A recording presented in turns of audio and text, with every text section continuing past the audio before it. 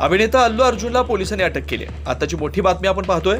पुष्पा 2च्या प्रीमियरच्या वेळी झालेल्या चेंगराचेंगरी प्रकरणी आता अल्लू अर्जुनला अटक झालेली आहे। पुष्पा हा सिनेमा अजूनही थिएटरमध्ये सुरू आहे आणि त्यासाठी मोठ्या प्रमाणात तिकिटांची विक्री झाली होती।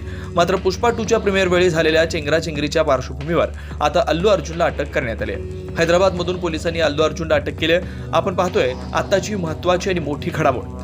खरं तर म्हणावं लागेल, पुष्पा 2 हा सिनेमा सध्या थिएटरमध्ये सुरू आहे आणि त्या पार्श्वभूमीवर मोठ्या प्रमाणावर हा सिनेमा पाहण्यासाठी गर्दी होत असते आणि हैदराबादमध्ये ही गर्दी झाली होती, त्यामध्ये चेंगराचेंगरी झाली आणि त्या दरम्यान आता या पार्श्वभूमीवर अल्लू अर्जुनला हैदराबादमधून अटक करण्यात आली आहे। पुढील चौकशी आता अल्लू अर्जुनची होणार आहे। दरम्यान सध्याची मोठी घडामोड आपण सध्या TV9 वर पाहतोय।